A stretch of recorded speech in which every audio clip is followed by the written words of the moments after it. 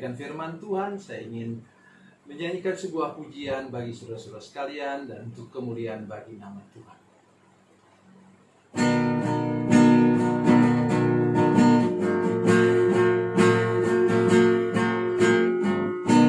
Setiap saat ku berlindung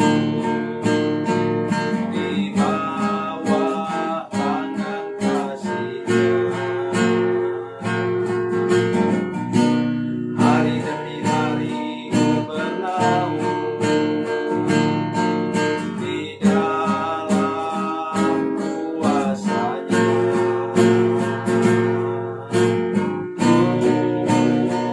Berharap padanya, berharap padanya, padanya.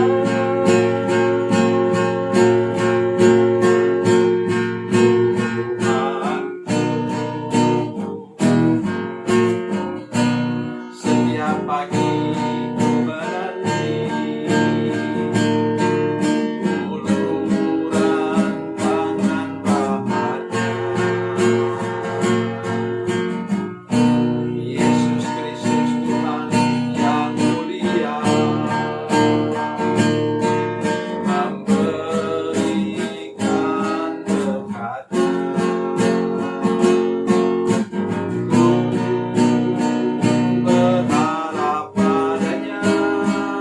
Berharap padanya, berharap padanya, berharap padanya, padanya.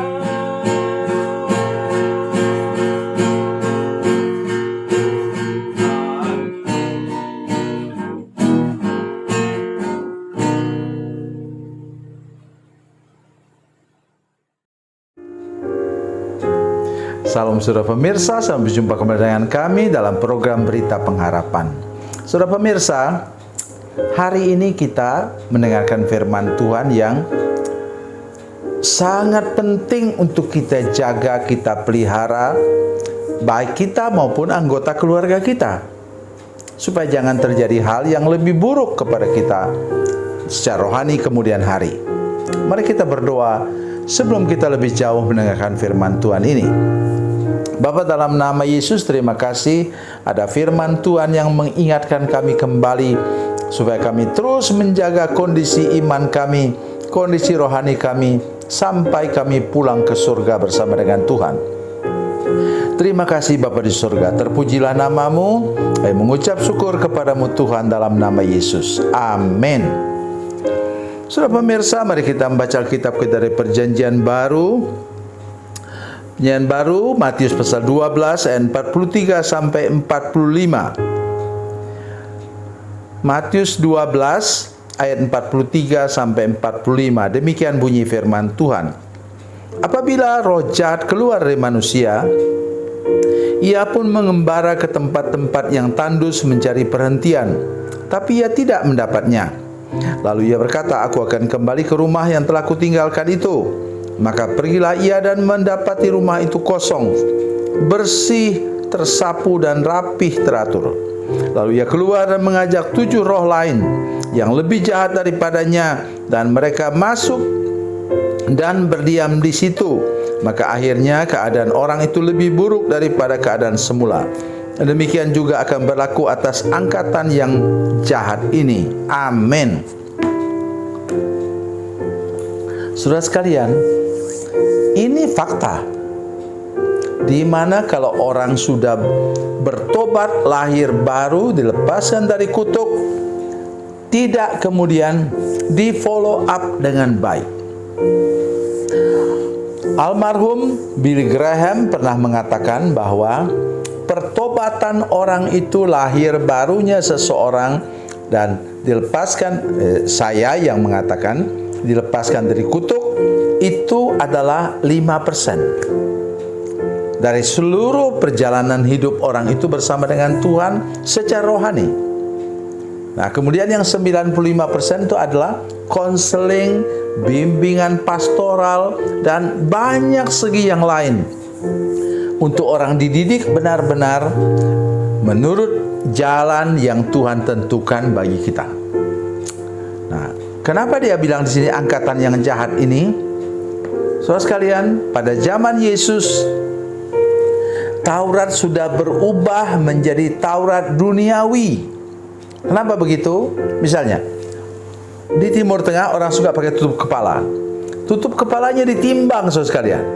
Tidak boleh lebih berat dari apa yang ditentukan oleh para ahli Taurat itu pada hari Sabat. Pada hari Sabat orang tidak boleh berjalan lebih dari 1,5 kilometer. Pada hari Sabat orang tidak boleh memasak dan lain-lain.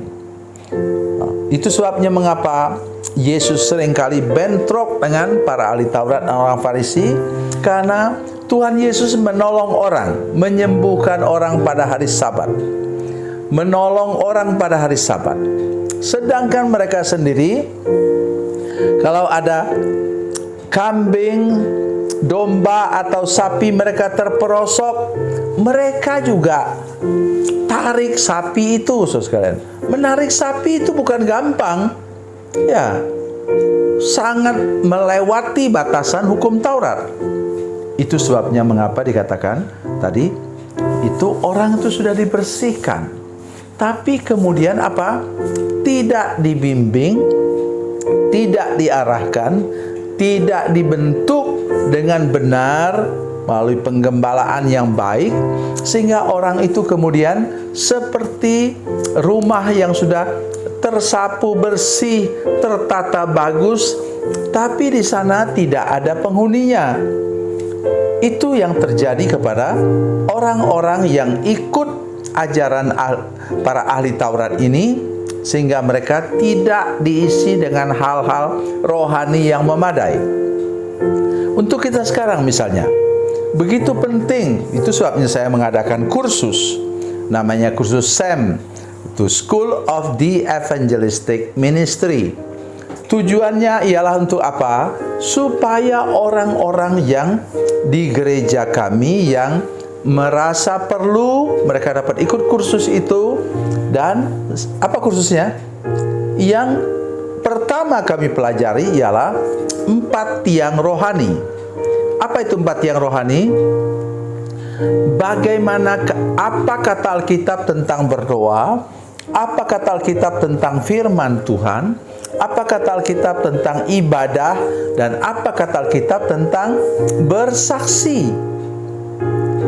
Ya, mungkin sudah tahu berdoa, bahkan sudah bisa berdoa berjam-jam, tetapi saudara tidak tahu kapan ayat pertama yang menceritakan tentang doa. Apa arti kata doa di sana? Itulah yang saya ajarkan kepada semua saudara yang pernah mengikuti kursus SEM. Maksud saya ialah menolong saudara-saudara sekalian untuk diisi penuh rumah hatimu dengan apa? Dengan kegiatan doa dan dasar-dasar tentang doa, kegiatan dengan firman Tuhan, baca, renungkan firman Tuhan, dan sudah tahu dari dasar mana diambil dari Alkitab. Demikian pula seterusnya dalam kehidupan rohani kita. Itu yang kami pelajari, dan salah satu kami juga belajar pelayanan pelepasan. Bagaimana orang bisa dilepaskan dari kuasa kegelapan, dan misalnya salah satu yang sangat penting, tolong jangan sentuh orang yang sedang kerasukan itu apabila engkau tidak siap. Bagaimana kalau dia mengamuk? Ya, sekedar saudara menahan dia dari ngamuk. Ingat cara Tuhan Yesus, dia tidak pernah pegang orang yang kerasukan setan, tapi dia tengkinglah dalam nama Tuhan. Ya, dia sendiri Yesus, ya. Dia tengking dalam nama Tuhan dan iblisnya keluar, baru kemudian orang itu ditolong.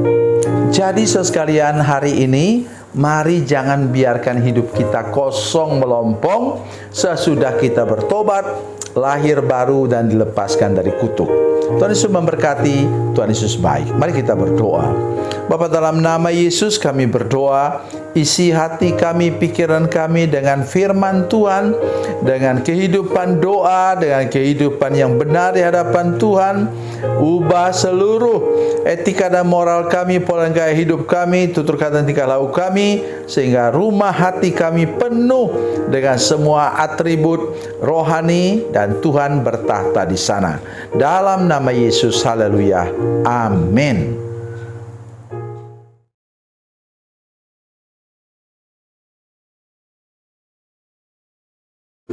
Salam saudara pemirsa, mengakhiri program ini saya mohon kepada saudara-saudara pemirsa sekalian untuk bila saudara menyaksikan program ini melalui channel YouTube, maka tekan subscribe dan bunyikan lonceng.